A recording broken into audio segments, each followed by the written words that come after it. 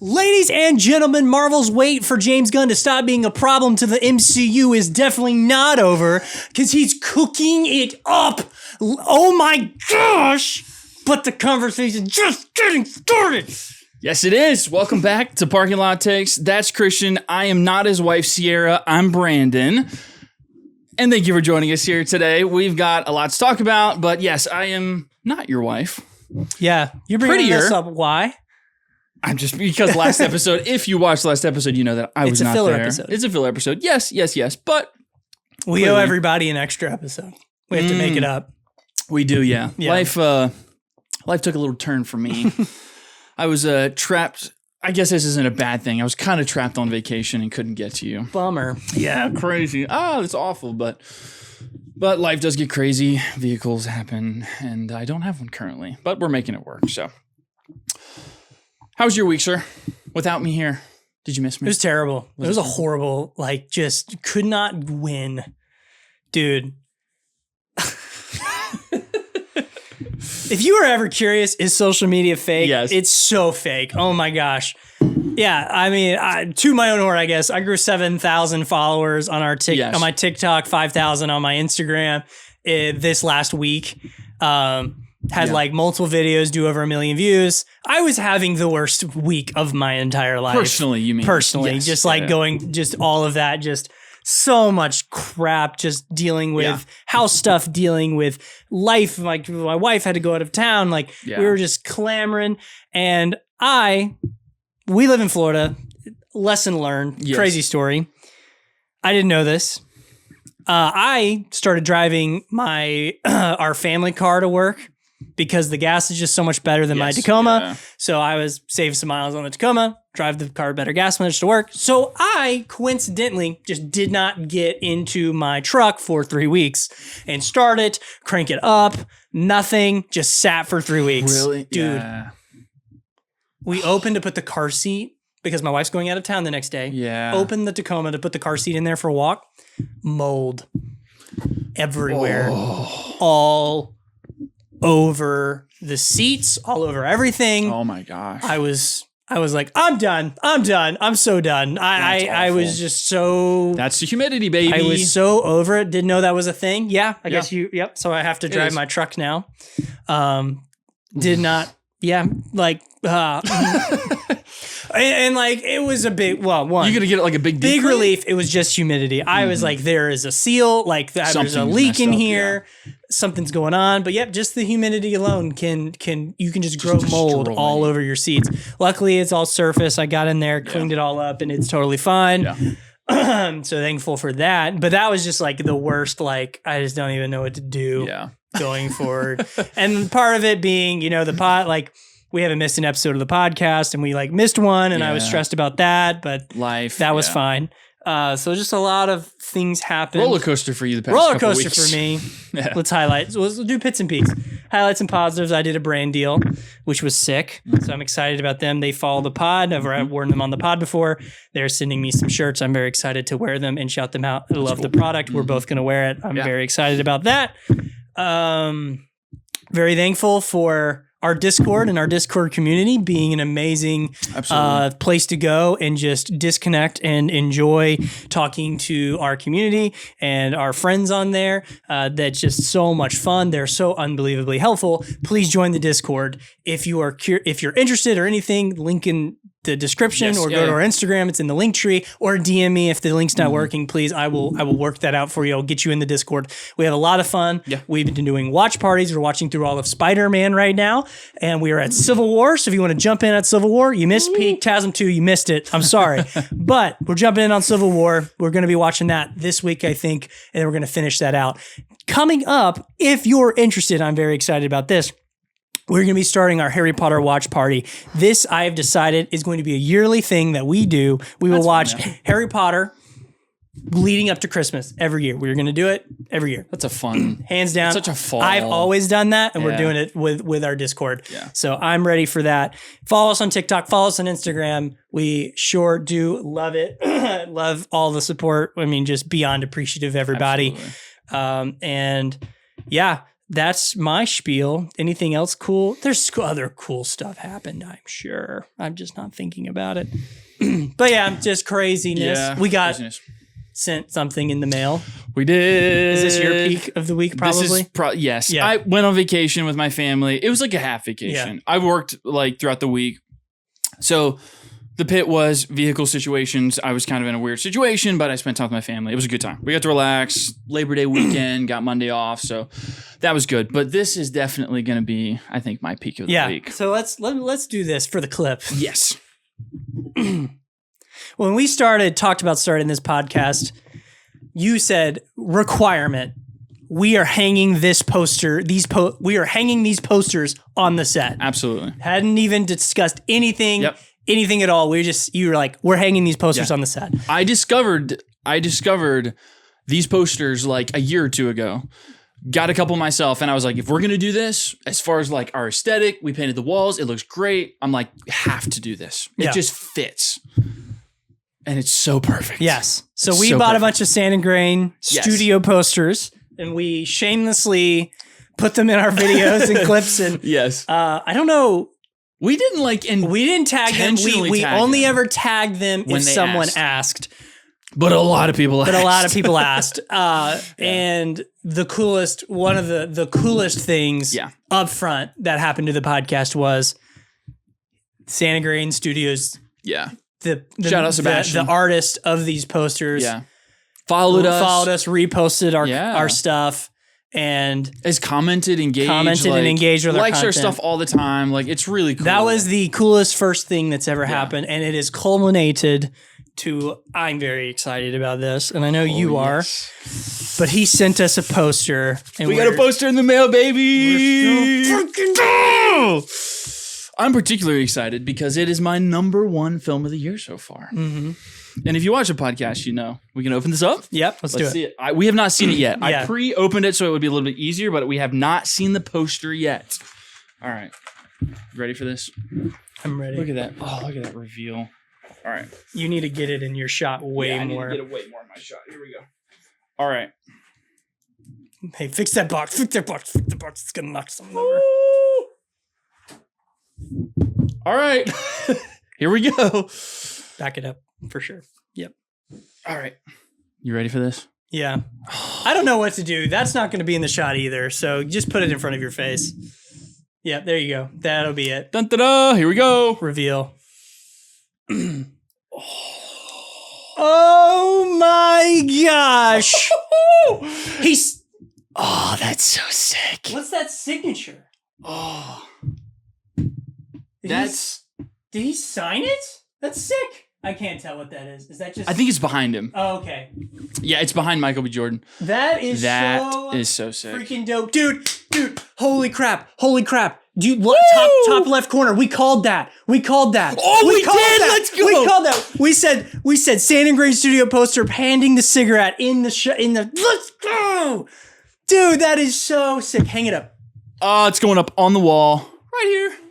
Oh, this is my #1 movie of the year. You haven't seen Tron Ares yet. First try. No way. Oh, it's a little crooky. Wait. Nope.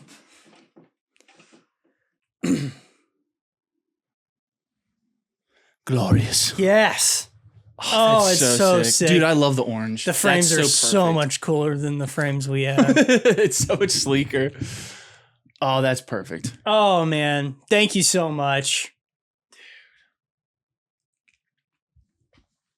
Oh, that's awesome. That's so sick. I'm so happy. Oh, that looks so good. That's crazy that we called that. That's so sick. Oh, that looks good. Yeah, a big segment of the podcast. I don't know if he probably's never watched Along For. We a few times speculate what the Sand and Grain studio poster will be. We talked about a couple of them. And that shot in the corner was specifically one that we discussed we thought would be on it. So that's super cool. I think that's the favorite one I have. That's just so like I love the art. Into the Spider-Verse is tough because that's just such an iconic shot. But like I think just like the overall aesthetic and design of it might The be my aesthetic's favorite. super good. Yeah. Oh, that looks so good. You just want to drink whiskey and look at that, you know? Just listen to some blues, baby. Oh, that looks so good. Thank you so much. Sandgrain, Sebastian, you are awesome. This means the world to us. I don't think that's going to be topped this year. I don't think there's going to be another movie that will top Sinners for me. I'm not recording the audio. We're going to have to redo all of that. I'm just kidding. Are you serious? I got afraid you were going to say something I couldn't leave in here. So I was like, I better nip this in the bud right now.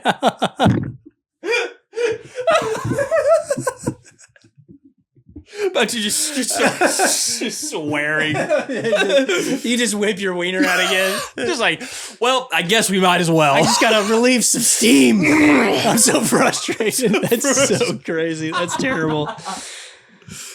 Oh man, dude, that was awful. My heart just like we're gonna have to. I was like, we're gonna have to pretend to be surprised again. Oh wow! We haven't seen this yet. I've never. Wow, this is the prettiest poster in all the posters. You really had me. So sorry, because that has happened to us for real before, and we were both for like an hour. Yes, like an hour. We were talking and no audio. Holy cow! Yeah, we just didn't even like do that episode. We were like, we're just done for now. Oh man! All right, I gotta recover from that one. All right, let's get it started. Let's get into it. All right, we got a lot to talk about. It's been a big week for trailers. We got some new trailers this week we're going to talk about. We're going to talk some questions. You got some questions. I got some questions. We also have some fan questions. Yep. Some really good ones this week. I really like them. So might spark some conversations. But yeah, we've got big trailer week, big news week. Big news. Big news this week. We'll cut that. I'm just kidding. How would you do that? Wake up, Joe. Just walks away. Well, give me your best Joe Biden impression. Come on. Give me I don't even know. Does he talk? I don't even know what he sounds like. You just gotta mumble. I don't do politics. I don't know. I couldn't even tell you. That's so terrible. I can remember. Let me think. I couldn't do an impression. Yeah, I'm trying to think of like comedians who've done it. He's too normal, dang it. He's too normal, yes. Trump is just too like off the wall. It's too easy to do. Yeah. Yeah. But we got some big news. James Gunn has announced Man of Tomorrow, baby, 2027. Yep. What was your initial reaction, Christian? My initial reaction? Yeah, tell me your initial reaction. I'm sure you weren't all that excited. Marvel is so cooked. Marvel is so done. They're so done. Before they can like even breathe, the next banger's coming out. Dude. Oh my so gosh. Soon. They can't even take a breath, dude. No way. Oh my gosh. I just like immediately thought, yeah, James Gunn just gets it. Like what has been one of the biggest issues with like the Batman, right, is people are like, we're waiting too long. Nobody cares anymore. But James Gunn is like, yeah, I know that this works. Let's just do this. Let's just keep him rolling. Like, let's keep the story moving. Like, let's just get this on the road. And I'm like, he just gets it. He knows that like this movie Superman captured the audience so well. Why not? I mean, I know he probably already had a plan, but I just am like, he just understands, I think, moving forward, like how to capitalize on what's going to work. And I'm so excited for that. No, absolutely. I also think like I mean, a lot of these actors are, David Cornsweet's just going to be a huge name going forward. Oh my gosh, yeah. Isabella Marcet was already a big name, but I was just thinking about how he's going to make a lot of careers, and it's cool that he's not like drawing this out on like so long where they're locked up. Like Mahershala Ali and Blade, like how long career-wise he was locked up on that. Yeah. But I mean, just I'm so pumped. I think that's awesome. Like Marvel can't even take a breath without just getting Samsoned, you know. Oh my! What do you mean by that? I know what you know. Jeez. We will also be getting Samson next year. Yeah. No, I was just excited to see that it's going to be that soon, and we're not waiting 5 years. Same for the next Superman film. suit, different Lex Luthor. We're getting the Lex suit, which is sick. Yeah. A question we got early was, and I thought this was interesting. Like, do you think that's a problem that Lex is gonna be the villain of this movie as well? Do you not think it's a problem? I personally don't. I think it'll be fine. I think Lex getting out of the situation we leave him in the first movie Superman, is gonna be interesting enough. So I'm looking forward to seeing that. So it wasn't even a thought I had. I was like, perfect. This is sweet. Perfect. And I mean, if we know from the first one, I mean, it feels like it might be a more Superman centric story, but they could also bring in other characters and things. I mean, they did it so well in this, the one this year. So why can't they kind of like add things in to give it more flavor than just it being Lex? They very well could. So I'm not like worried about it because he did such a good job. Like I want to see more Lex. But I think they could do more with it too to keep it interesting, so it doesn't feel just like a rehash. James Gunn knows that. I don't think he's going to rehash what we got in this one. So no, I don't think it'll be a problem. That means we're going to get set photos in like next year. Yes, they're going to start shooting it next year. Oh my gosh, that's exciting. That's so soon. Mm-hmm. And that's going to be. Let's see. That's the year Secret Wars comes out. We have questions on this, so let's not talk about it too long. But it was just kind of to your point about like Marvel's not going to get a breath. Like probably their quote unquote biggest movie in the docket. I mean, obviously you got Doomsday, but like the big event is going to be coupled that year with another Superman movie. And if it does as well as this one, like it's going to be a tough one to beat. I mean, what do you mean? Just from the audience or the box office? Just from like audience, I think like excitement. You know what I mean? Like think about Doomsday gets, let's just give it like 7 out of 10, maybe even an 8 out of 10. People are like, that was good, but didn't really like, I'm not going to say the MCU is back. Going into 2027, like the hype for Superman, Man of Tomorrow is going to be more than even probably like Marvel's biggest movie in this phase. So I just feel like the hype might be like for us, maybe. Tough. I don't know. It seems like it's pretty split, but I don't know. Split? What do you mean? Like a lot of people are excited for the DCU, but a lot of people didn't like Superman. That's true. So I guess I'm looking at it from my perspective because I'm going to be so more excited yeah. than Doomsday, but that's me. Yeah, that's fair. But yeah, I was excited to hear that news. That wasn't a trailer, but that was just some news. We did get some trailers though. Did you watch the 28 Years? Yeah, I did. Bone Temple trailer. 28 Years Bone Temple trailer. Samson's back. More. He's back. Samson Wiener. Give me chai. Yes. Oh yeah, I want some Zack Snyder slow motion. Just.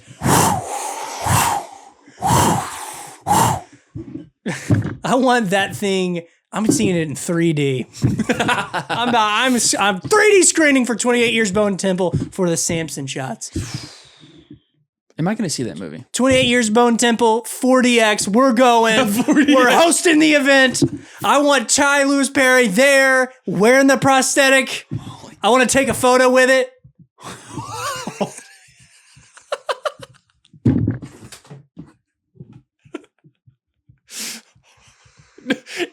It'll just be a quick. It'll be. Have you know like the boomerang reels? It'll be me going. Ahoy, matey. Land ho, Captain. What was that? Was that telescope again? Yeah, that telescope. That telescope again. Oh my gosh. My gosh. Yeah, we did get a trailer for it though. What did you think? I liked the first one, despite the internet, like what the internet thinks. You hated it. I liked the first one. I thought it was good. I just thought I had some issues with it, just because people were like, "This is the greatest thing that's ever touched my eyes." Like, come on. Yeah. But I liked it. I had a fun time with it. It was just the elements of it that I really liked were not super prevalent in the movie. Yeah. But it looks like they will be in Bone Temple. Yes. So I am excited for that. That is what I took away from it was I think the things that did work like Ray Fiennes and things like that are more centric in this one. So it might be better. I just don't know if I really care. I care. I'm excited. I mean, I'm sure maybe I'll Jack see O'Connell it, doesn't have you excited. Remick. Yeah, I mean, that stuff does seem interesting. You're definitely going to see it. Otherwise, I'm going to get Alex to talk to you again, like for weapons. But I didn't like the first one. I don't know. This one actually, I will say from the trailer for us. True. From the trailer, I get this sense that I may like it more. It seems like it might be a little bit more action-y, a little bit more interesting with Jack O'Connell and that gang of people or whatever. So there might be some elements that I like a little bit more. And I did like Ray Fiennes in it. So I think if they center it around him and his story and kind of give him some character development, I might like it a little bit more. But I just be excited about more prosthetic. I just don't know if I just don't Wiener. rock with Danny Boyle. I'm sorry, but I will be there for some chai wiener. Yeah. Who cares? Who cares? It's prosthetic. 40X Dude, experience. can I say something? What is that experience? Huh? What is the 40X? Chai's there. He's just loading slapping, just walking down the aisle, slapping faces. There. Everyone gets to take a photo. Can you imagine? Just I'm just gonna. Brandon. Golly, son. Why would you do that? For the audio listeners, Brandon mimicked. I didn't do anything. Orally pleasuring Samson. Whoa. Don't ever say orally pleasuring. What would you like me to say? What's the better I think we should terminology? just cut that out. He was brushing his teeth with Samson's wiener. Is that what you would like? Is that the analogy you want? I think that one's so much worse. All right. I think we're time to spit. I'm sorry. Oh, gosh.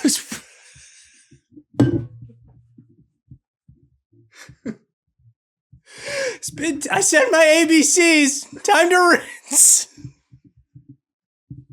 It's ABCs twice. He said, I did my ABCs twice. I'm done. I get to go home to my family now, right, Samson? This is bad.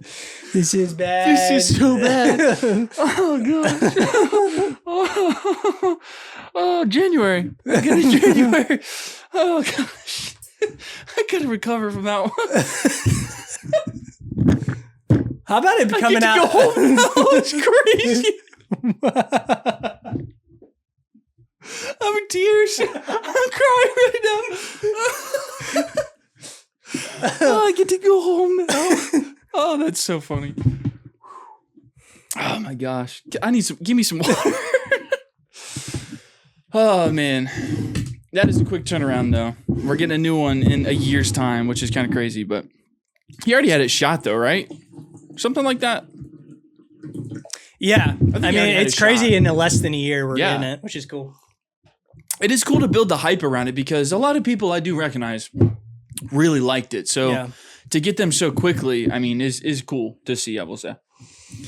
Oh my gosh. Oh man, this is what makes the podcast. This is it. We did get another trailer though. Did you watch the old Marvel Zombies trailer? Yeah, I told you about it. Yeah, I know. Marvel Zombies trailer. Peak? It looks peak. Looks really good. I knew by the song it was going to be a banger. Yeah. Just by the song choice, I was like, oh, okay, so they saw K-pop Demon Hunters. They know what they're doing. They know exactly what All they're right, doing. sweet. Yeah.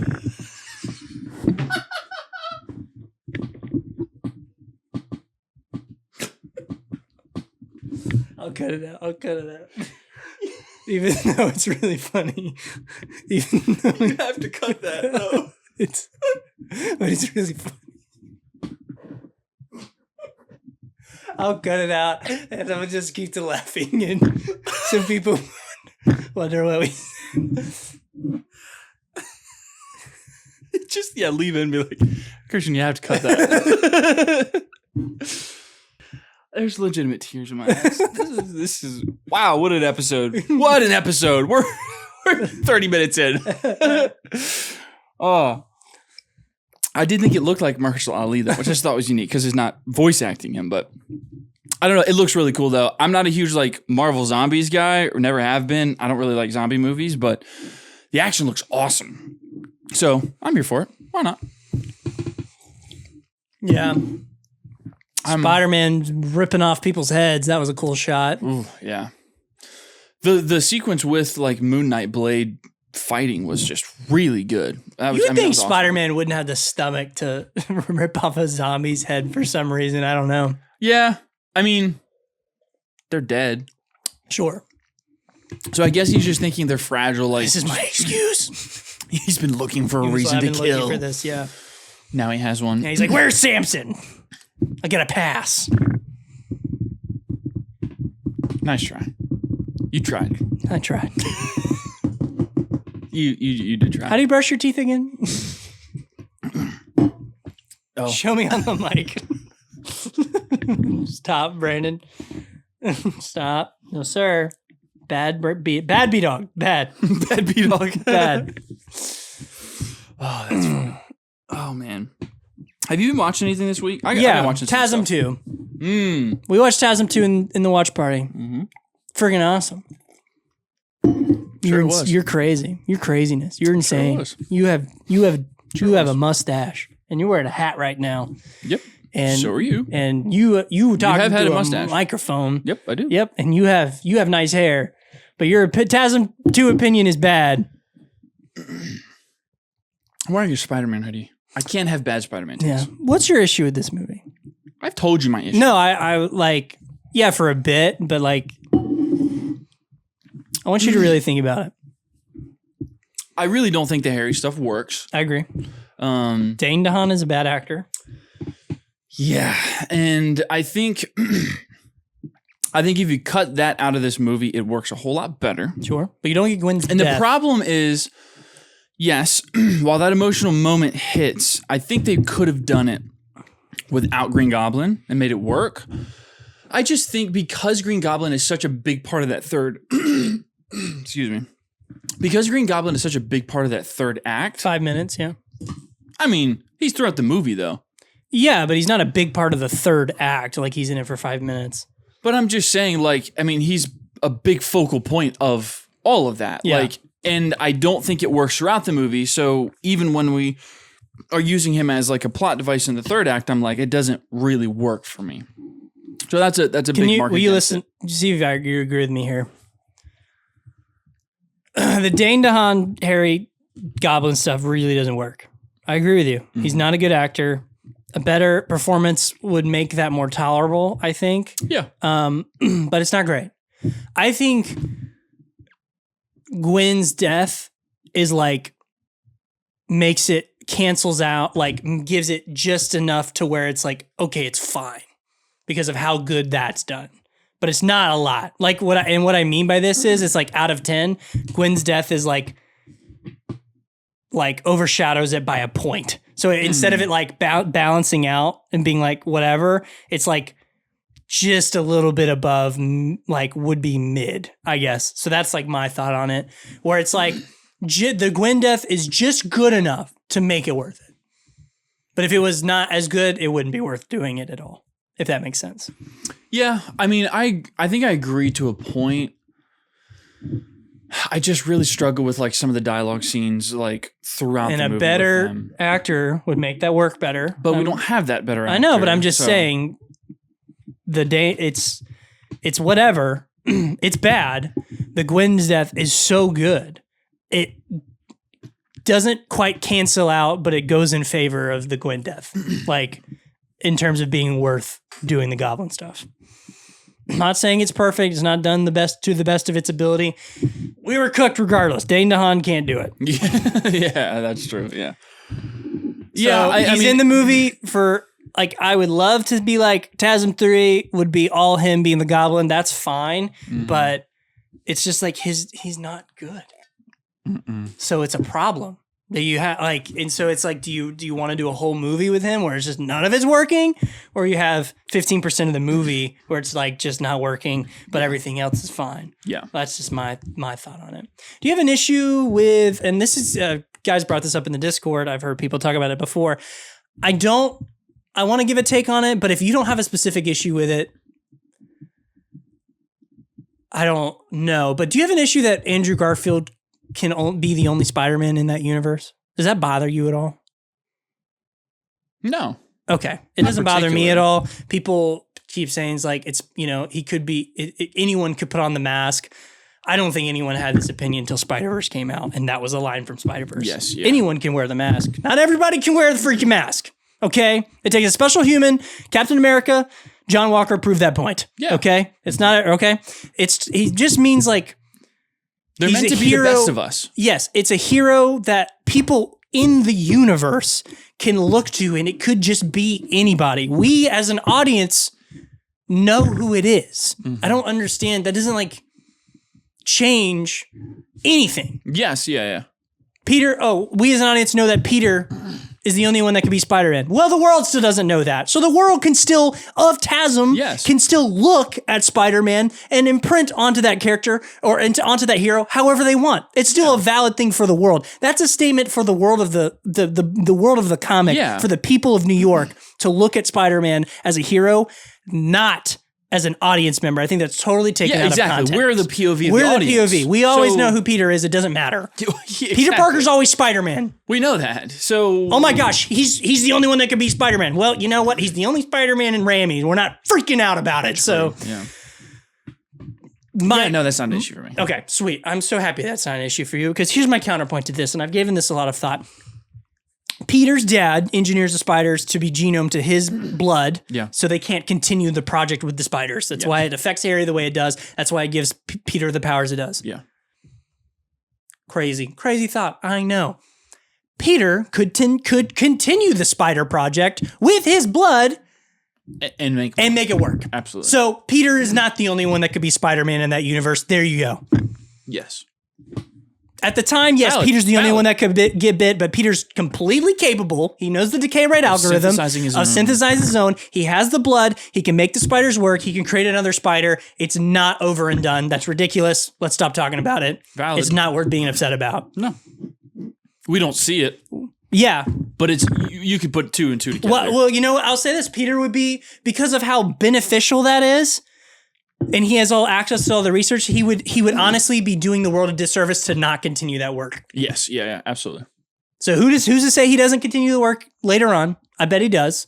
Yeah. And he's smart. Well, he goes back, he continues his father works, he continues the Spider Project, Miles Morales, whatever, boom, there you go. There's another Spider-Man for you. Cool. Exactly. Sorry we didn't get TASM 3.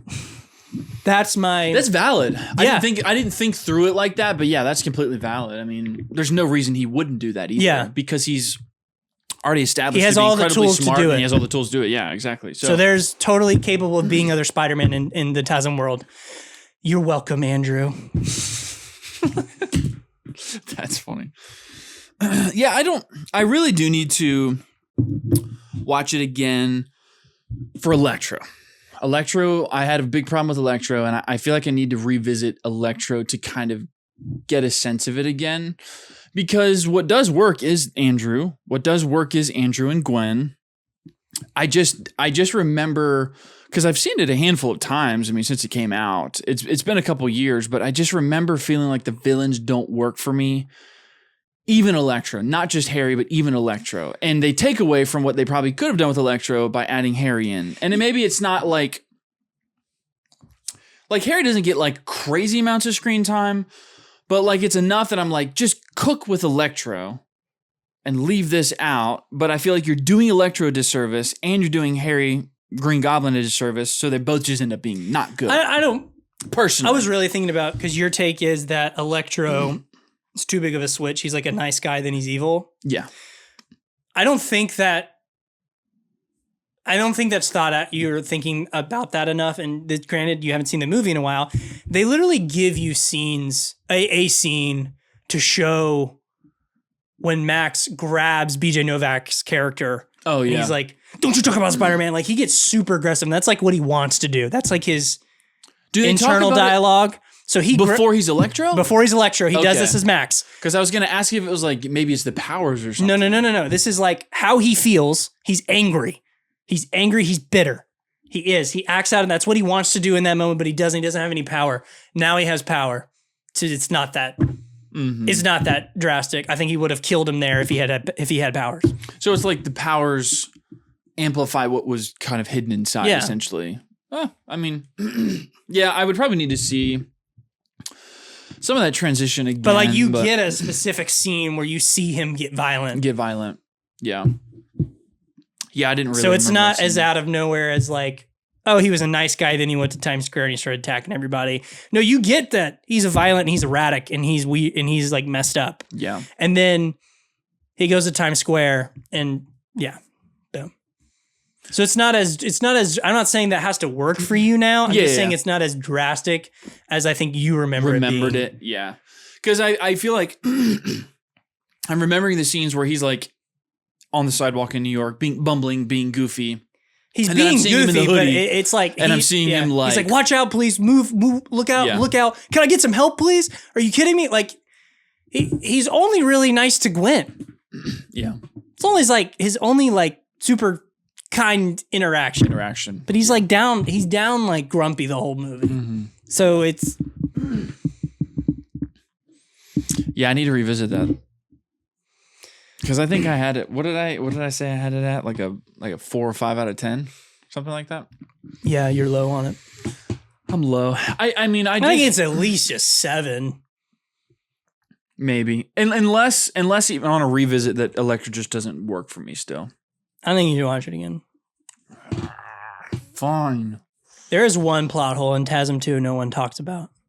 What is that? One complaint, and I'll give anybody this, but no one ever says it. Yeah. In the beginning of this movie, we established Oscorp is willing to like go out and kill people and cover things up. They did it to Peter's parents. Oscorp went and killed them. Yeah. They cover up the Electro stuff. Gwen finds out. They try to grab Gwen. Yes. Peter distracts them. She escapes. And the next time we see her, she's going to her Oxford interview. You would think they would keep. One, she didn't do anything really with that information. Like they were worried about. Like, she told Peter. Yeah. Like he knows now. But they did not try to go get her. They didn't try to do anything. I think it could be explained away, but it is kind of like she was so scared she ran and hid from security and left the building under duress. Yes, yeah. But then like isn't concerned about it at all the rest of the time.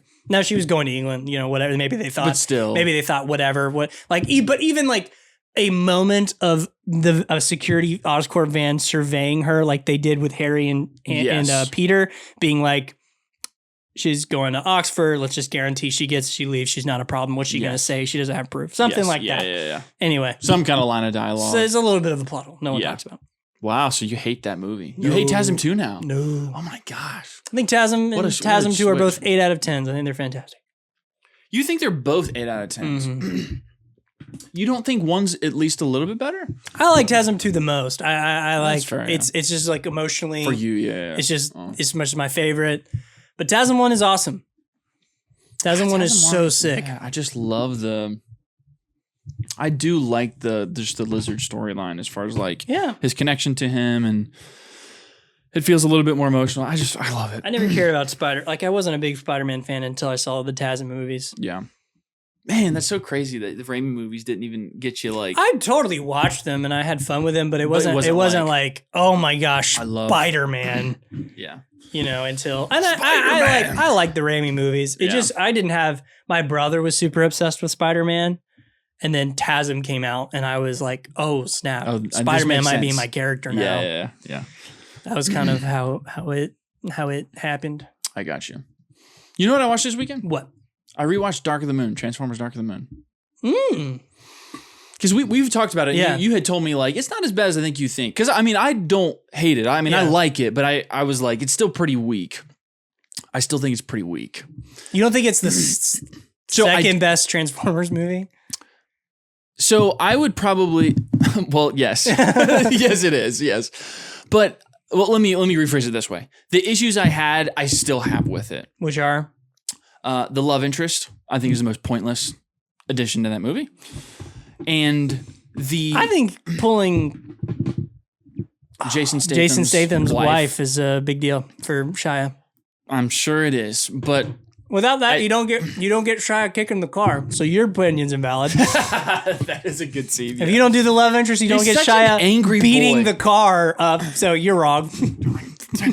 Shy is such an It's a angry collector's boy in that item. movie. It's a collector's item. I just remember being like, this feels so shoehorned in. Like, I get the whole like behind the scenes stuff with like Megan Fox and whatnot. So I understand all of that, but to like switch, like, this is the love of my life.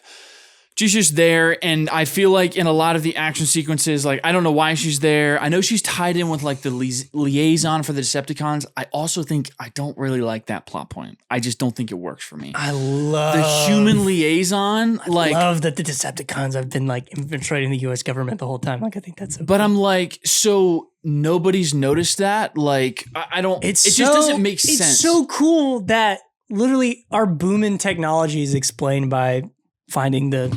So that's more explored in 2, Revenge of the Fallen. Is it? Yeah, I thought that and was I like 3. that. No, because that's when Dark of the Moon is about the space. What are you talking about? Is finding the spaceship on the moon? No. Yes. So I thought you were talking more. So in Revenge of the Fallen, remember that's where they reach out to Simmons, and Simmons is like, they've been here for years, and he shows them the old photos, and he's talking about like how they have been like embedded in our society for longer than we realized. But like the Dark of the Moon explains like that's when they found the Autobot. Autobot? What's the name for just the normal Transformer? Cybertronians? Cybertronian. No, they find that's not right. Okay. Is that right? I don't know if that's right or not. They find the Transformers, Yes, yeah. and then that explains the boom in technology we had after the first. Oh, you're right. You're right. Mission. Yes, yeah. I think that's super cool. Yeah, that's fine. I just like this idea of like, he said like, we've been a liaison for generations. I'm just like, how does that work? Like, it's been passed down to me. He was like, I inherited this. I didn't want this. I'm just kind of like, in my head, I'm thinking, you do explain in 2 that they have been here for a while, but I'm like, how did nobody notice that there are these massive Decepticons here? And like, you're trying to usher in with like Sentinel Prime. Like, Sentinel Prime hasn't even been alive for like years. Like, it just didn't, like, I felt like there was missing pieces there, and then we're supposed to just kind of fill in for ourselves. So I was like, it just didn't work. You don't for think me they still. can hide the whole time? But like, he talks about how like he's been serving Sentinel Prime, but Sentinel Prime has not been alive. He calls him like Master. Yeah, but oh no, that's Megatron. Scratch that. He's Okay. talking about Megatron. Okay. He's talking about Megatron. Scratch that. I was gonna say they've been working with Sentinel Prime on Cybertron, so they would know the directive anyways. Yeah, I think he was. I think that line is Megatron. Yeah, I think it is. We get some great action though. So what I'm hearing forgot is about like it. you're actively liking the movie more. I think like the movie's. I think the movie's good. I just still kind of feel like iffy on the parts. So you're that I down didn't like. bad on the whole Transformers franchise. No. The second not one that is, many I is like, not but- great. This is what you're saying. The second best one out of like, how many are there? 7? 7 of them. You haven't seen Transformers 1 yet though. So you're tripping. I like Transformers 1 is Bumblebee. sick. I like the first one. I like Bumblebee. I would say I like Dark of the Moon. 2 is fun. It just has some like glaring like problems. I just don't like Age of Extinction or The Last Night, or Rise of the Beast that much. Rise of the Beast is not that bad, I will say. Oh no, you're wrong. The human stuff really doesn't work, but some of the Autobot stuff is really fun. More so than like Age of Extinction or The Last Night, I think. But it's a little wonky still. I don't know, man. Like it's so tricky because like the first 3 gave me so many good moments growing up, but like rewatching them, I'm just like, the first one I love though. Gosh, the first one's still so good. I don't so like great. Bumblebee that much. You don't? I think it's good. This is a weird complaint. To me, it just feels like, all right, what really worked? Oh, Shia's relationship with Bumblebee. Let's just do it again. And I just kind of was like, whatever. I don't know. That's a fair point, but like it still works for me. Yeah, I'm She's not saying it different doesn't enough. work. It's just I want Bumblebee's person to be Sam. Yes. And I don't want there to be people before Sam. So like, yeah, that's just my. Did you ever watch like any of the original cartoons and stuff like that? So like, I think Transformers at its best is when you buy into the human Transformer relationship. I think where it falls apart in this live action franchise is when it doesn't work for me. I don't think Mark Wahlberg and Optimus Prime's connection is there, so it doesn't work for me. But it does with Sam, and it does with, I can't remember her name, but Haley Steinfeld's character in Bumblebee. So I guess it makes sense why those two would probably be my favorites. And Dark of the Moon is up there, and I just don't like certain points in Revenge of the Fallen. But Sam is the best part of that when it comes to the human side. But I mean, yeah, I liked it. I liked that it was just different enough as far as like, it's in a different era. I mean, it's not that crazy, but it's in a different era. She's young. You're playing on kind of like the coming of age story. Like, it was different enough that I bought it and I liked it.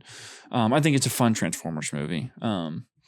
Yeah, I mean, I'm super iffy on the whole thing. I mean, I love it in my own way, but like, it is really tricky. I did watch the first one though, and it's so freaking good. It's so much fun. But yeah, that was interesting to revisit. What's next? You want to do some questions? Yeah, let's do it. We're cranking through. So let's do some questions. So you've got some questions, I've got some questions. We'll do some Q and takes, and then we'll do some specific fan questions. Okay. All right, I've got one. You want to just go back and forth a little bit on our questions? Let's do it. Yeah. This kind of goes into, I guess, what we were just talking about, but I've got one. What is a film as a child you adored but did not age well as an adult? Oh. You think about it, I'll give you my pick. Okay. My pick is Transformers 2: Revenge of the Fallen. Okay. I loved that movie. I wore that thing out. I had the books, like the picture books with all the Transformers. I had all the action figures. I absolutely loved Revenge of the Fallen. But as I get older, the more and more I watch it, the more and more I'm just like, some of this comedy, some of this just not work at all for me. And it's sad because I loved it so much as a kid. Because I loved the first one. I mean, the first one was like my favorite movie. Shia LaBeouf was like my favorite actor, like when I was in elementary school. But it's just not as good as I remember on a rewatch. So that would be my pick for a childhood film that I adored, but did not age very well. Man of Steel. Frick you. It's kind of true. I like Man of Steel when I watched it when I was 13. You loved it when you were a kid? I liked it. But it's like, I'll never say, like, I don't understand what the appeal is. Like, I get what the appeal is. It's a very masculine, stoic character. Guys will gravitate, like, people gravitate to that. Yeah. And then you have the David Cornsweet version, which is like the ultra vulnerable. And I understand why those people who gravitate to the Man of Steel, because it's a stoic, it's being tough and being, the hero. Yeah. And why they don't like the vulnerable stuff. Mm-hmm. That's so sad. So to me, like, but it's like when I told you, when I'm like, oh, what do you like about Man of Steel? I would be like, oh, I liked First Flight. Mm-hmm. Oh, I liked it when he saved everybody on the oil rig. Like, not, the story, like when I really broke the story down, I was not a fan. That's so sad. I mean, it's fair. Hang on. I've got another one here somewhere. Mm-hmm. I'm trying to think if there's a Turtles movie that just wasn't it when I got older that I adored. Probably not. Unless you're thinking of like any of the I really original liked trilogy. No, I really liked that movie. Never mind. The Bay Turtles movies, the first Bay Turtle movie, I was like, this is the greatest thing ever. Yeah. Rewatch, it's but I still think it's fun. I don't think it's horrible. It still has some fun moments. Yeah. I'm probably higher on that than a lot of people. It's like, it's tough. Stranger Tides I really liked, which was going to be, I rewatched that not too long ago. I was like, oh, that was fun. Oh, Hunger Games. I don't really like Hunger Games. Wow. That's weird. Yeah, because I definitely don't feel that way. Yeah, I don't know. Because I rewatched through the first 3 in preparation for was it To Kill a Mockingbird? Mm-hmm. No, that's you mean a Mockingjay? That's just a book, yeah. And I really liked them. I hadn't watched them since I was in high school, and I really liked it on rewatch. I think it's really good. Wow, that's interesting. What do you feel like it didn't age well, or you don't like? I guess I forgot that was the question. That's I was just thinking about like what's like something you really liked and then wasn't as your favorite, and that was one of them. I didn't think about age. I think it ages fine. Sorry. Do you see why Transformers 2 does not age well? No, the racism. Yeah. Yeah, exactly. There's so much in that movie where I'm like, this is like, there's moments of this movie that are unwatchable. It is rough. Do you feel I'm struggling? I don't know. Do you feel like you just don't? Hunger Games is interesting. Do you feel like you just don't like the story as much anymore? Like the characters, the action, like what? I just don't care. Okay. I just don't care. Like they're continuing it with song and whatever. Don't care. Well, I'm with you on that. I mean, I thought the most recent one was fine. Like it's a fine addition, but I didn't think we needed it. So I really would be fine if we just had the movies, the first 4, yeah. But I don't know. I really like them still, though. That's interesting. I mean, I guess it's fair. I mean, there's franchises. That's a good question. I just can't like think of anything that today I'm like I just can't even believe. I'm usually just like, this is what I liked about it. Mm-hmm. I could tell you exactly what I really enjoyed about it. I was a big Man of Steel defender. I think Man of Steel is probably the best answer you're going to get, especially with Superman coming out. Man of Steel does not age well because now it's just so different, and you don't have to like because initially. It got a lot of grace from me because you had to buy into that for the rest of the DCU or EU. Now that you don't, I just don't even think it's like stands on it, like doesn't even hold a candle to the new one. So it's frustrating, and that they try to launch a universe off that. And there's a lot that, like, looking at it today as an adult, reading comics, reading All-Star Superman for all seasons, realizing, that's just, like, not the character whatsoever. And they weren't ever planning on course correcting, at any point. They were just like, this is what I want to do with Superman. That's when, and I was a defender because the people in my life at the time complained about the dumbest stuff, the dumbest details. And I would sit there and have to defend, like, bombs don't drop in space, Last Jedi. Yes, I'm like, what are you talking about? There's gravity on the ship. The bombs are dropping with gravity. They will continue to fall as if gravity affects them until something stops. That's how space works. What are you guys talking about? Oh my gosh, fuel in Star Wars, this sucks. What are the ships plugged into in Clone Wars at the time? What are we talking about? And then it's like, then you get, sorry, these people, you get, like, talk to people who, aren't just like internet cherry picking problems and like watching a video and want to listen to someone rant about all the million things they didn't like. And you talk to people who actually have opinions on it. It was like, well, to me, this Luke Skywalker just doesn't relate to me. You actually have to feel that to have that opinion. Yes. Yeah. You actually have to emotionally connect. I don't feel like they got the character of Superman correct. You actually have to feel that and understand the character of Superman to have that opinion. You can't just say it. Otherwise you can't defend it, but you can do something like how under the terraformer is he able to fly? Shouldn't his powers be gone? Well, no, he spent 20 years soaking up yellow sun radiation. I think he could muster it for one more go. Yeah. Like, can we just, like, that's not something worth being upset about at all. Yeah. Why did he go to that church? Why didn't he just ask his dad? Like, that's stupid. I think that's so dumb. Why wouldn't he? Why? Yeah. Quite great. That's comic accurate. Person who told me that when I was 13. Yeah. That's in for all seasons. Mm-hmm. Look at you defending Man of Steel. I'll defend those things. Those things are not worth being upset about. What is worth being upset about is launching a universe off of that idea. All right, let's back up. Let's back up. And I've always said First Flight is fantastic, and I wanted to seem like First Flight in the new Superman. Yeah, and we kind of got it, but just something that's like you get the moments, the Superman moments, but it's not like a First Flight moment. But it has its own moments. I mean, as a Man of Steel defender, I mean, I have to admit that having David Corenswet's Superman as a comparison does shine a light on how different of a take Man of Steel is. We all knew it. Yeah. But now that we have this iteration, it's like, wow, it was even more drastic than I think I really felt at the time. Because they were building off of it and they kept doing movies and we were like, oh, this is just the style of it.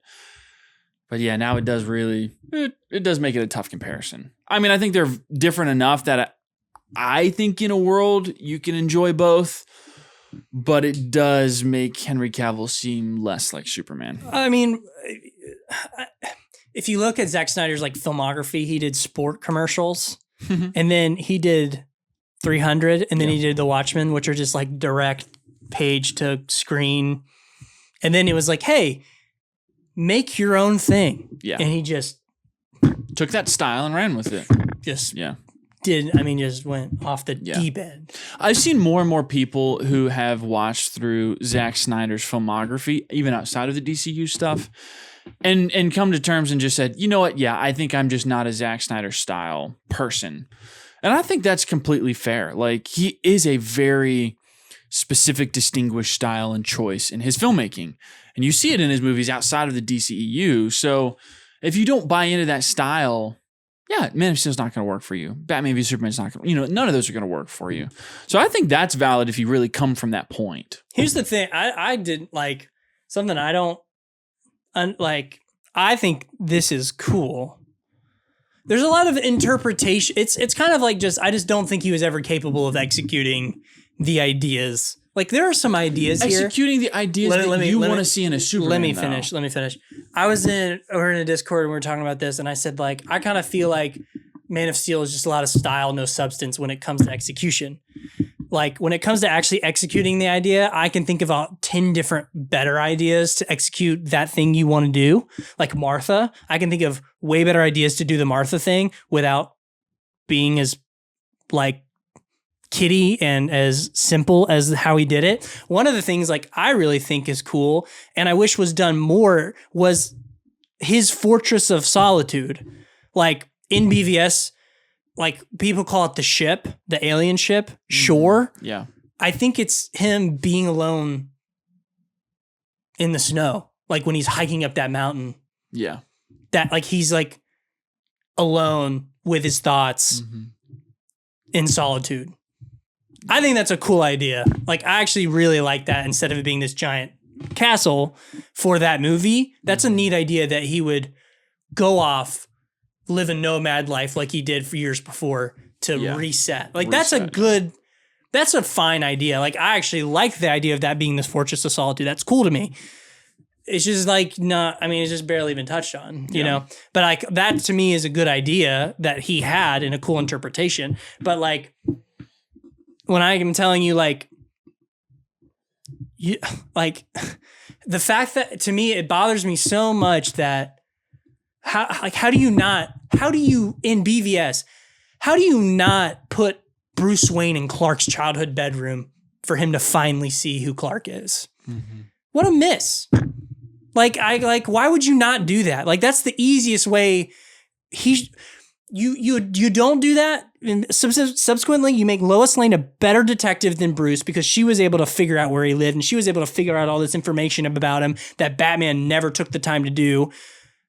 How do you not have Bruce show up and see his childhood bedroom to connect those dots? Like, oh, this guy grew. Like, scenes that just would have hit so much more than Martha or like... Which is, it's like fine. It's just like executed at the lowest level of difficulty. Where it's like you could have this masterclass moment of Bruce at the Kent farm, seeing his childhood, seeing how this guy grew up, seeing that he's human, versus it being like, oh, I never considered that this guy had parents. Like, even though he said he grew up here and that was the entire plot, so obviously someone raised him. Like, yeah. I mean, you could do that same thing. He could sit down and have coffee with Martha Kent in the Kent home kitchen. Mm-hmm.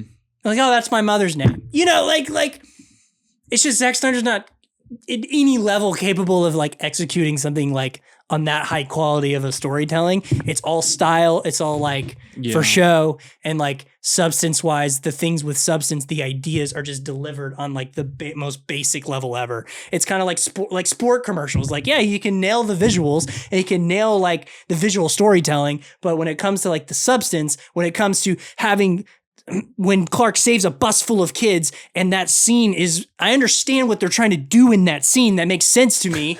But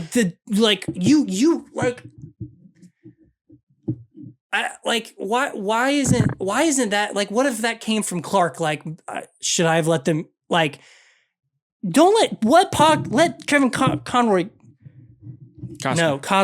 let Kevin Costner come up to Clark and not say a word and let Clark say, should I have let them all die? And he said, absolutely not.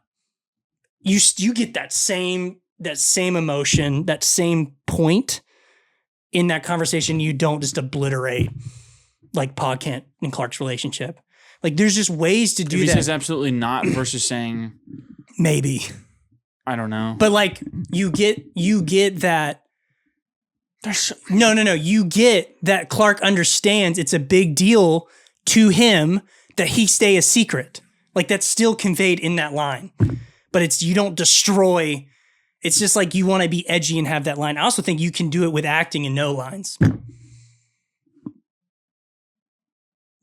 Like, why would you not do that? Like you always do. There's going to be hard choices and you're always going to need to do the right thing. Like that, like why is that not the line? I think you still get the same emotion. Yeah, but that was not the point Zack Snyder was trying to make with this Superman iteration, though. What is the point?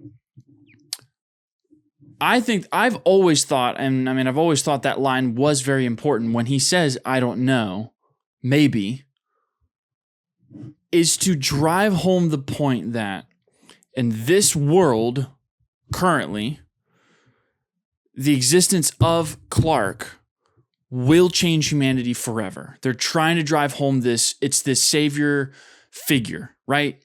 It's throughout the movie, right? You've got the Christophanies, you've got the Jesus Christ imagery. He's 33. Like, it's very obvious that they're trying to put forth that he is the savior of this planet. Because he's an alien, it's going to change the world forever. So it's driving home that point of the world is not ready to realize your existence yet. So you may have to make the hard choice until the planet is ready for that moment. So you know what, Clark? I don't know. Maybe you should have. I think that's not so stupid. You just don't like it. No, but that stupid. Absolutely drives home the point that he. No. Hold on. It 1000% drives the home that Zack Snyder is trying to portray. You just don't like that. Yeah, he's trying. He's not succeeding. That line tells me he succeeds. Yeah.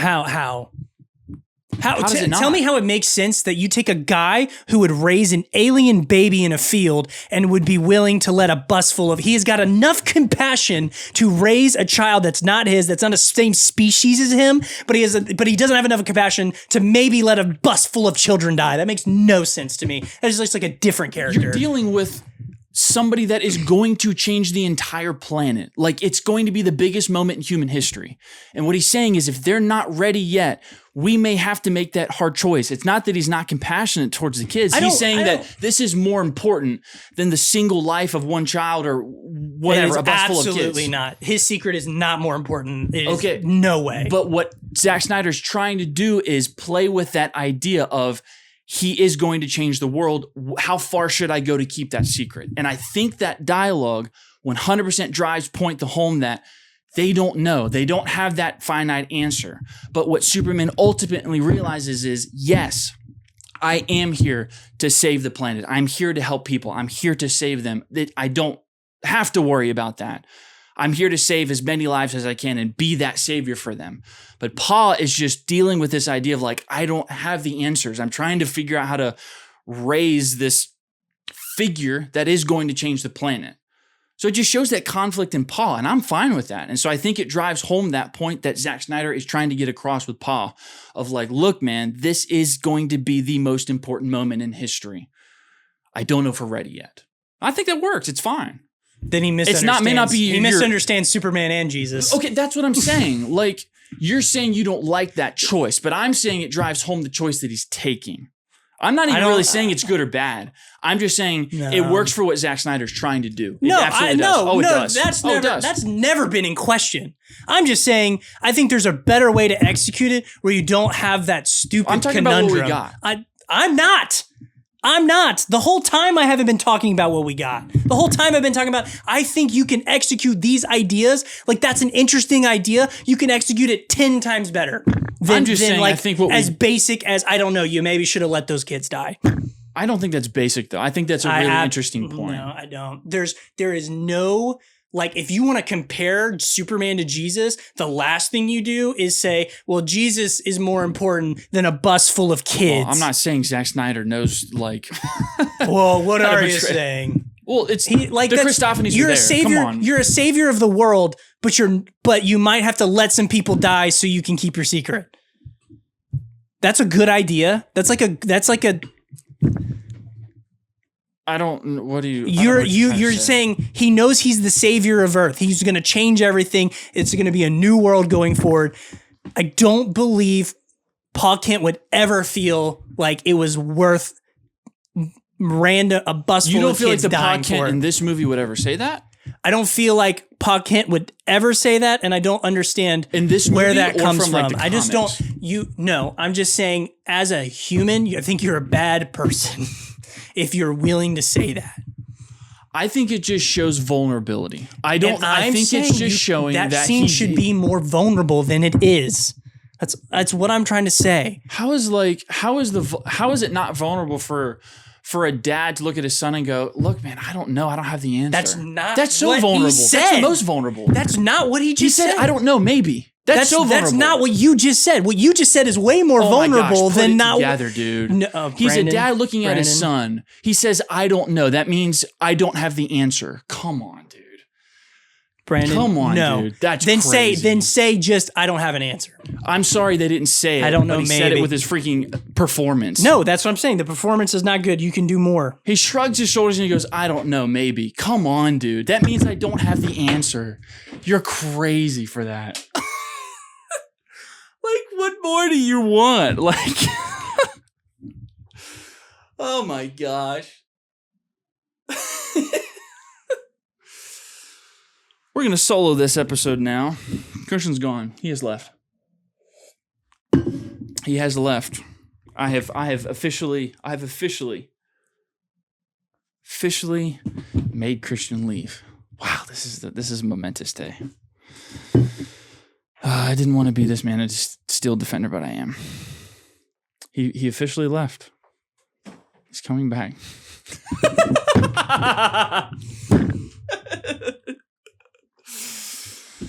Yeah, you better. Oh, man. Wow. Yeah, you're going to finish that. You're going to need it.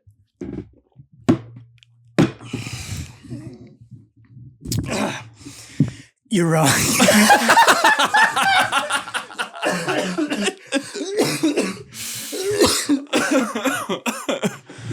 That is hilarious. Come on, keep it down. Keep it down, big boy. I've got about 10 minutes before I'm gone. We got to crank through these really fast. You've got questions, right? Yeah, I got questions. Hit me. Before you're just going to be gone, dude. What's your dream? I'm just kidding. Oh, shoot. It's just action matters. Just dream podcast guest. It's from Finn.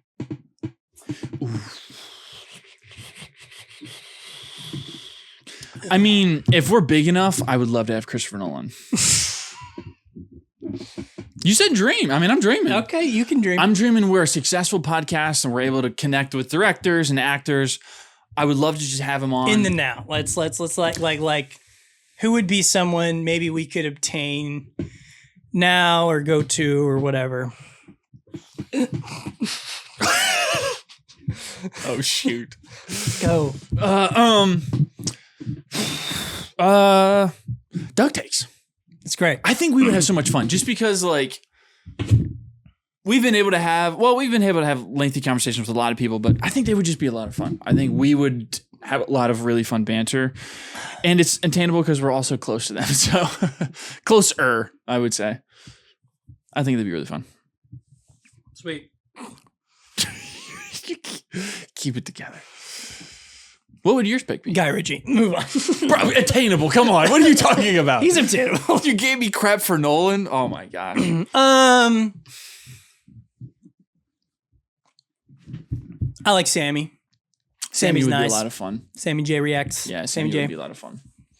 There's a lot of them that we Luke's lightsabers, Leia's. She asked to come. We said no. Because what are we doing? Because we were like, we're small. We're small. I don't think you understand. This is more for you. You'd be wasting your time with it. That's so funny.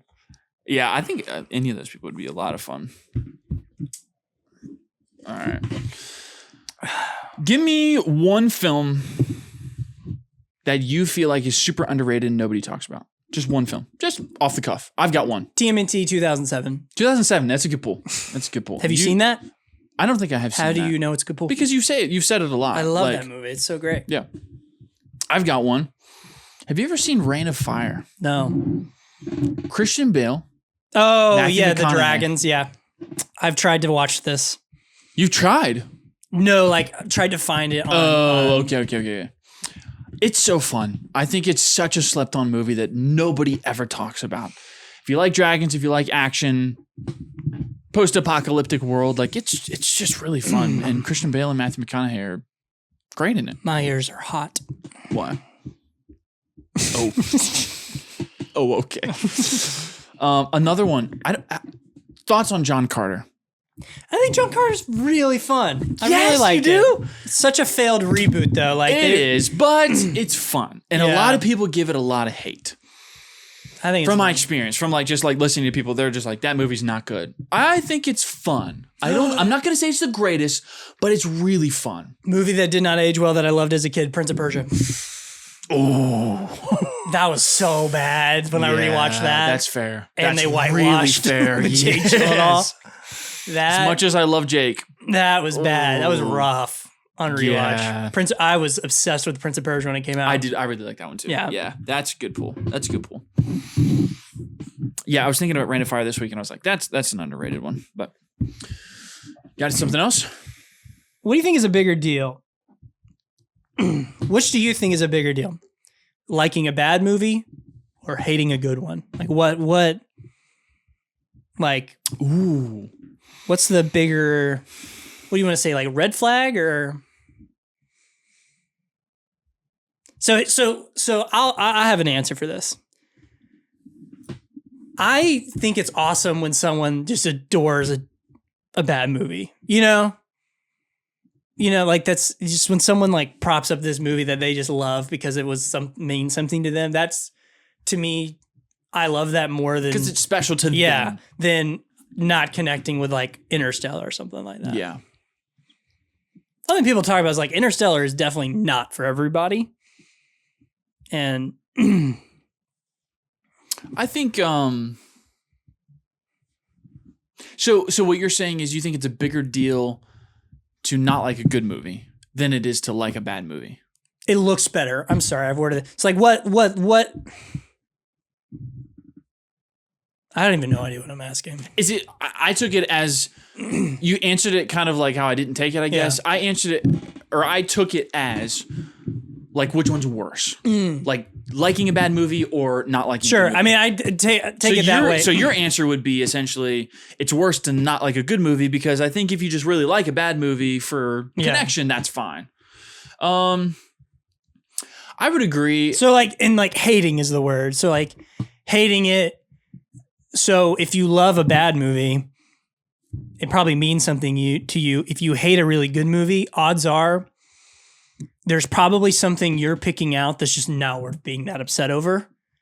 that you're just like, it's probably more toxic to hate a good movie because you're probably looking at something that's either not there or making up a problem that isn't really an issue, if that makes any sense. So I'll give you 2 quick answers. One, just in a general sense, I think it's worse to hate a good movie than it is to like a bad movie. More detailed answer, if it's like the preface of, I kind of to your point, like I just really love this bad movie. Like I recognize like it has issues, but it connects with me.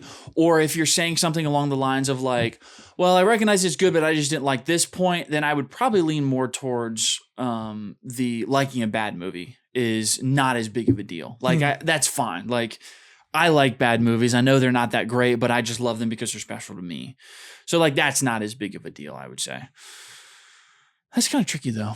Because you kind of have to know the reason. Because if they're just pointing out like one very minute detail and they're like, "Oh no, it's a 2 out of 10." Yeah, I would find that annoying. I'd be like, "That's more annoying unacceptable." More annoying than the guy that's like, you know what? It just wasn't for me. Oh, dude, like the new Power Rangers movie, like the 2017 Power Rangers, my favorite movie of all time. It's so fun. I'll be like, bro, sick, good for you. Good for you. Yeah, good for you, man. Yeah, because like I'm such a proponent of like, if who's the guy who hates a bad movie or is hating on a good movie is probably a more annoying, miserable person. It's true. Yes.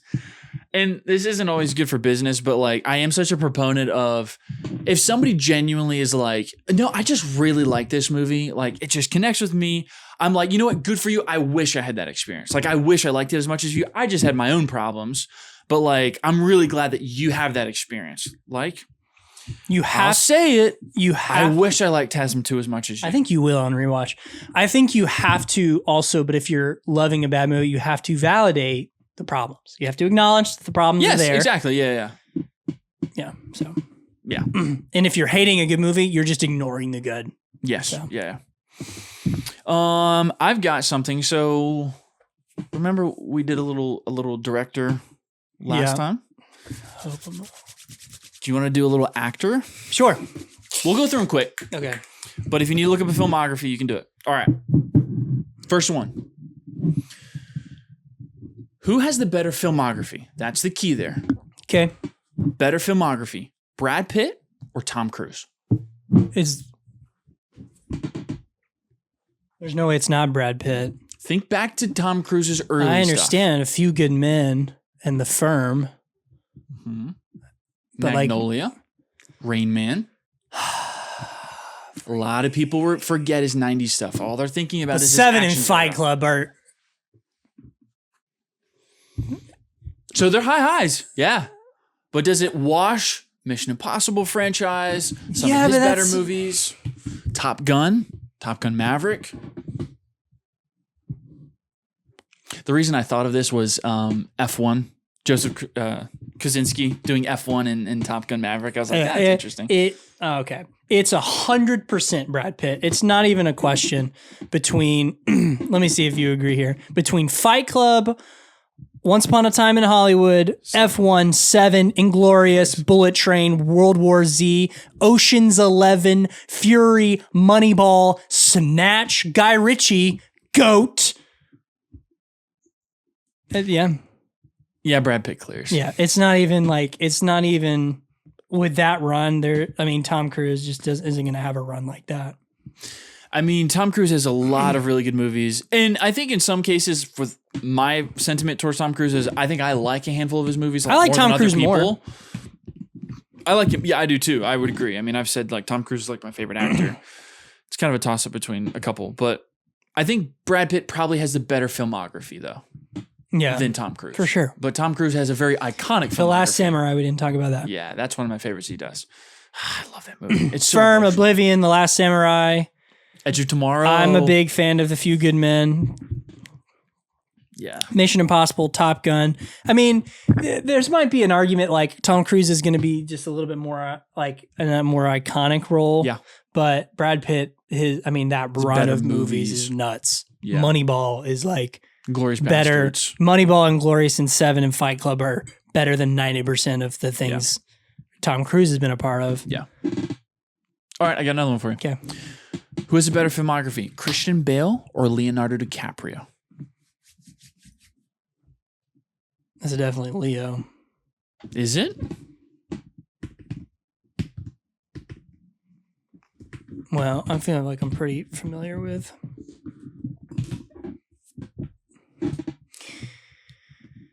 American Psycho, Machinist, Dark Knight, Ford versus Ferrari, Prestige, The Big Short, Fighter. The Pale Blue Eye was good. But then there's Terminator. Wait, do you not like that one? I mean, I just think it's like. I think it's fine. Yeah. So I don't think it like wins him anything. Yeah, that doesn't seem like it's that strong to me. There's some good performances in there. Vice. I mean, these are the two Nolan boys right here. Mm-hmm. Oh, I mean, Titanic, Wolf of Wall Street, Revenant, Inception, Shutter Island, Catch Me If You Can, Killers of the Flower Moon. Gatsby, Once Upon a Time in the Hollywood, Django, you're losing that.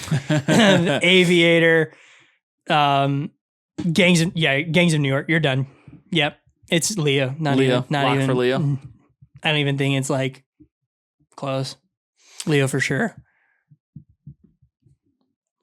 Brad and Leo would have been interesting. That would have been a little bit more tough.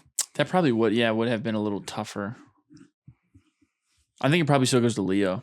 Yeah. The first 10 movies are just bangers in his filmography. Yeah.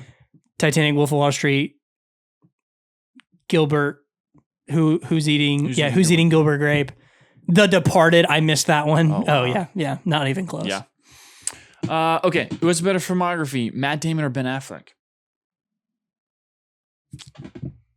It's a lot of the same filmography. There's some overlap in a couple of them. Not a lot of them, but a couple of them. So they both get Good Will Hunting. Yes. Martian, Bourne, The Departed, Interstellar, Ford versus Ferrari, Ocean 11. Yeah. Who's the other one?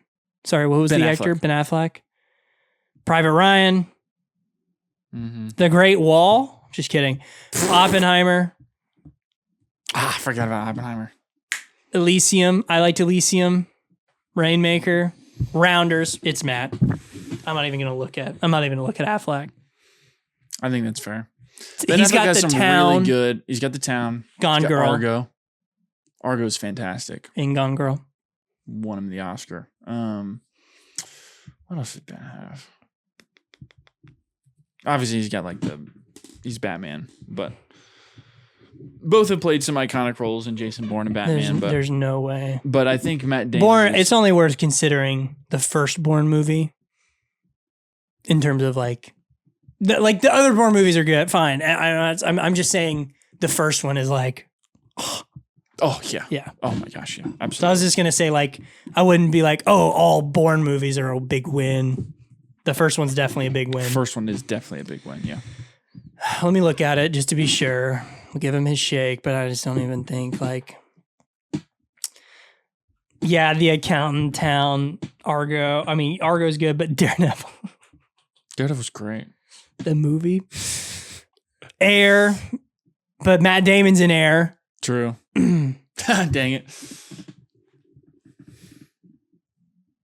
I know I'm missing a couple. Yeah. Obviously, Batman v Superman. It's not Justice even close. League Snyder Cut. That really brings him up. Yep. But yeah, it's going to be Matt Damon, I think. Oh, it's not. Not necessarily super close. You have any more? Nope. I had 3. 3 up, 3 down. I'm out of questions. So Sweet. Let's do fan questions. Sweet. Okay. This is a fun one, I think.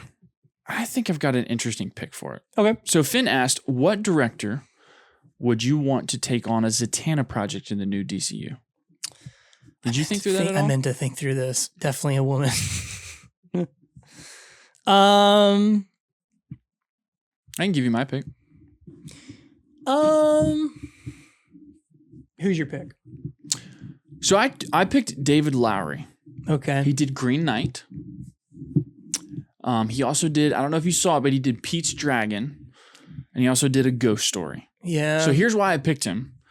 I, in my head, was thinking adding in a little bit of someone who's done some mystical things in his films, but can also bring kind of like a good fantastical element with kind of her origin story and some of, you know, the demonic nature, cursing and things like that, like curses and things like that. Like you could bring in a little bit of horror.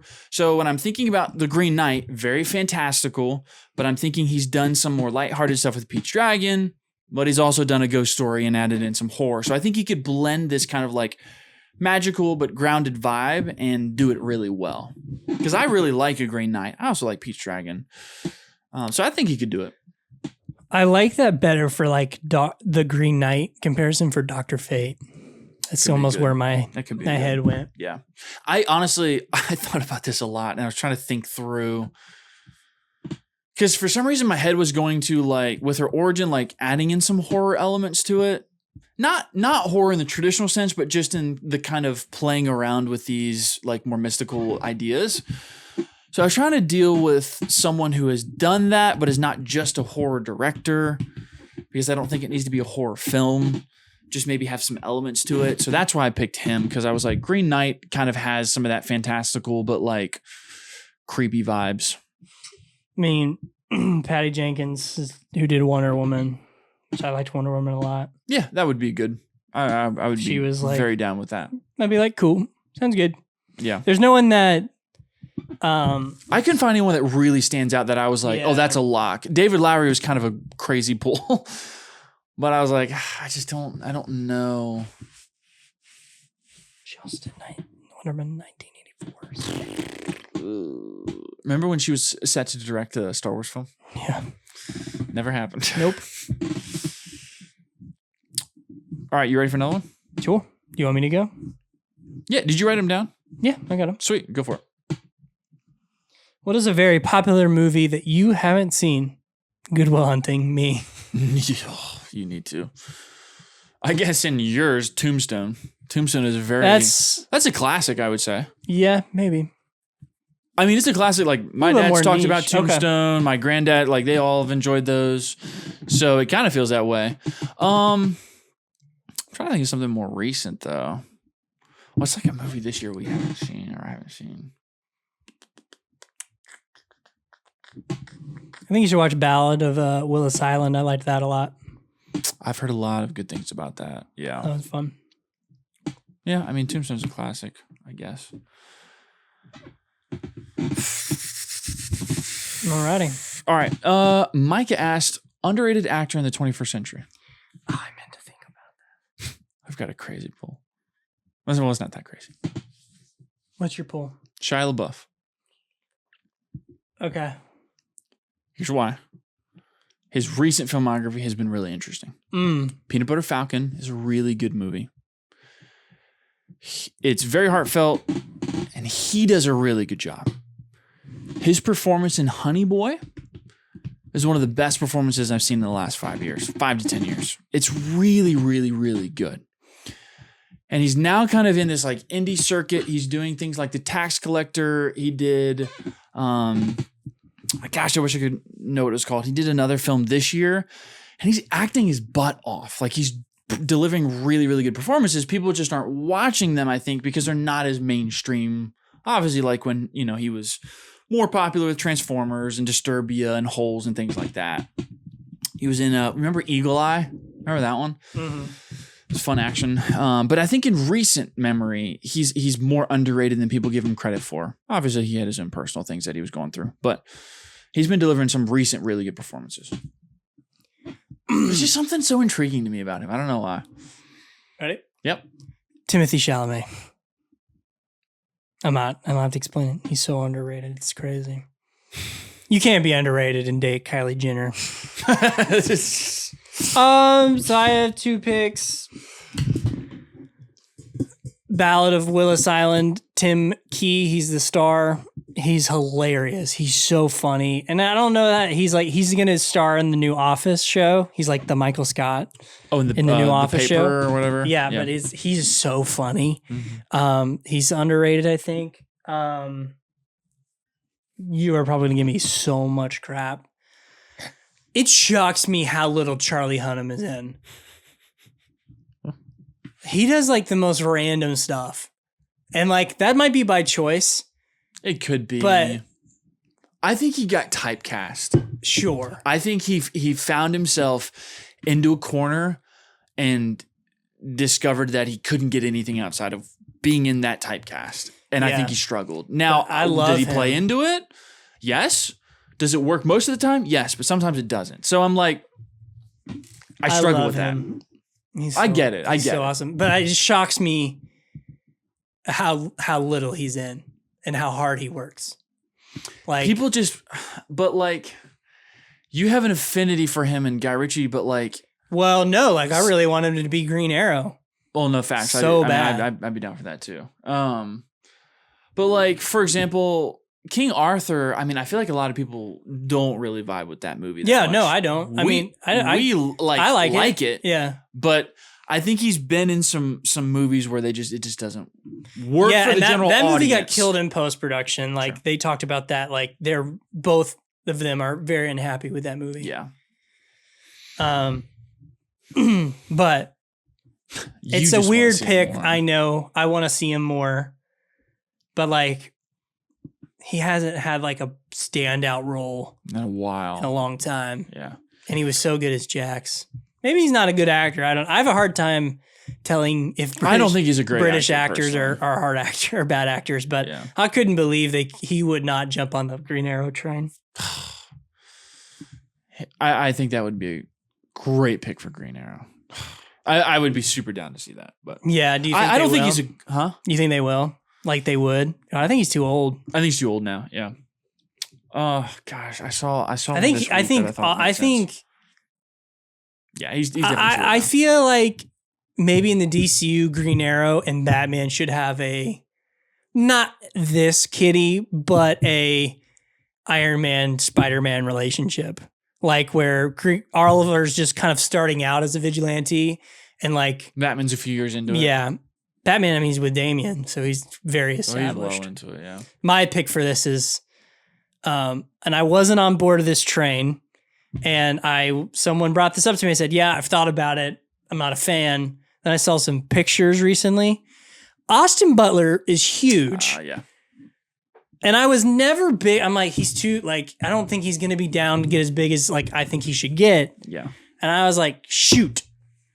He's pretty big. He is pretty big, yeah. He got pretty jacked from caught stealing. Oh my gosh, yeah.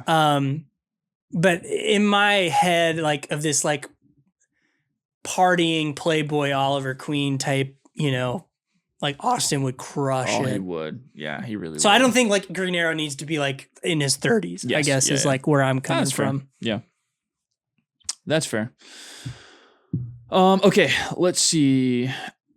Louis said top 5 most anticipated of 2026. I can run through them quick. I mean, that's so easy. You ready? Yep. I'll give you mine. Number 1's The Odyssey.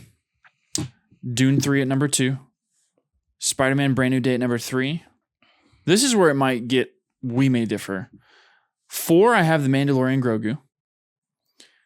And 5, I have Super Mario Brothers 2. No Supergirl? So my honorable mentions were Supergirl and Avengers Doomsday. I recognize probably not a lot of people would have Super Mario Brothers 2 on there, but I just love the first one. I'm so excited to see another one. It is every time I watch it, it raises higher and higher in like just my favorite animated films. And it's so fun. So I just want to revisit that because it's going to be such an amazing like theater experience because I love the games growing up. And I'm just really curious about The Mandalorian Grogu. Like, I just want to see what they do with it. I think if it lands, it's going to be such a banger. Because when The Mandalorian does well in the show, I adore it. I love it. So I'm really excited for that. I'm more skeptical about Avengers Doomsday, and Supergirl's really, really close. I'm really excited to see it. But yeah, so I would say it's an honorable mention. I would go Odyssey, Brand New Day, Supergirl, Doomsday, and Dune Messiah. That's what Dune Messiah. Yeah, that's fair. That's fair. You got one? Yeah. For Brandon, top 6 favorite Pokemon. Ooh, okay. My number 1 all time has been a lock since I played Pokemon Emerald. Salamence. Salamence is my favorite. Number 2 is going to be Rayquaza. At 3, I think is going to be Charizard. He's a classic. He's just too good not to be in my top 5. I do love me some Charizard. I think. Ooh. I think Mewtwo is at 4. Mewtwo's at 4. I think Aggron's at 5. And 6. 6 is tricky. I think like 5 and 6 spot could change a lot. Gosh, I'm such a sucker for like a dragon type. But I think I'm going to give number 6 to Blastoise. I love me some Blastoise. Wow. I don't care. Did you play any of the games at all, or like, and you don't? So you This have means really nothing to me. Nothing to me. So you don't even know what these look like at all, dude. They're so cool. I told Finn I'm gonna bring my Pokemon card binder and I'm gonna force you to just walk through. I've tried. Them. I would love to. We had that one night. Remember that one night? Oh yeah. Where we ripped open packs. That was fun. It was really fun, and then we never did it again. Or you never did it again. I remember Sean spent like, oh my gosh, like $200. Crazy. Because we each had maybe 10 packs or something like that. Yeah. And he was like, "This is the greatest thing." I don't know if he ever bought Pokemon cards after that, but. Do you want to end on this one and save the rest? Yeah. Because we got a few other good ones, but yeah, I definitely want to talk about them. But yeah, we can save them because we've been going for a while. Onion asks, thoughts on us getting robbed from the Batman Beyond movie? Before you answer.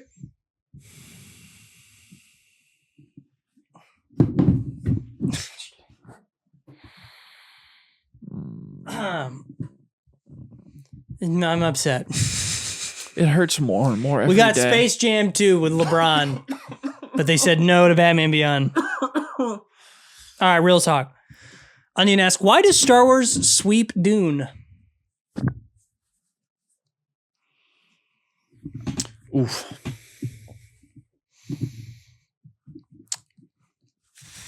There is something about Star Wars that can connect with anybody, any age, at any point in their life. Star Wars connects on an emotional level. Absolutely. Dune really doesn't. Dune will not for everyone. It doesn't for me, but I like Dune. I love Dune. But Dune doesn't have a magic that Star Wars has. No. Yeah, Star Wars connects on an emotional level. Not just nostalgic. I mean, truly, I think generations will still be able to watch the Star Wars films and connect with them emotionally. I don't think they will Dune. They'll recognize that Dune's really incredibly well made, great stories, but it won't connect emotionally. Dune's a better representation of sci-fi, though. Yeah, fair. Yeah. I mean, Star Wars is the space opera. I mean, we know that. But yeah, if you're looking for a true sci-fi adaptation, Dune would be better. Yeah. It just captures our hearts. Let's do this one real quick, yeah, and we'll end on it. What other Justice League gang members do you think will be in Man of Tomorrow? Martian Manhunter. So yes, great pull. Martian Manhunter, I think will. I think we're gonna get an introduction. I feel like we're having the Flash. We gotta have the Flash somewhere in here. I don't think by Man of Tomorrow. No. Really? I think we'll get either his own introduction in some solo capacity, or I think we're getting some characters in Peacemaker season 2. He didn't let people pre-screen the last 2 or 3 episodes.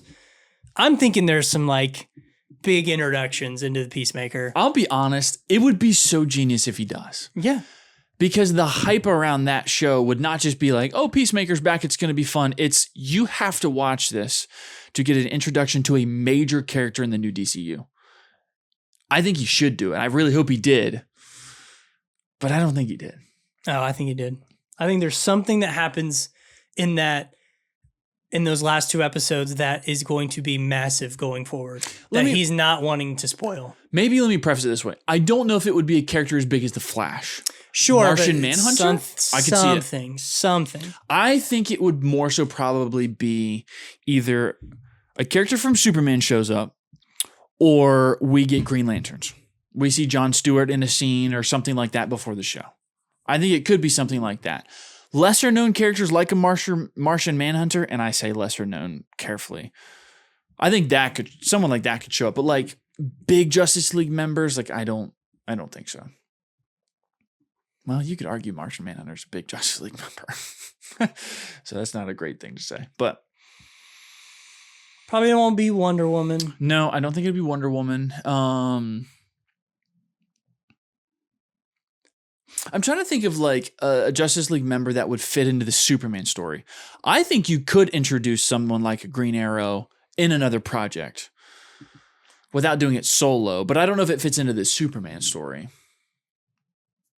I mean, obviously the Justice Gang is going to grow in between that movie and Superman Man of Tomorrow. So clearly there's going to be some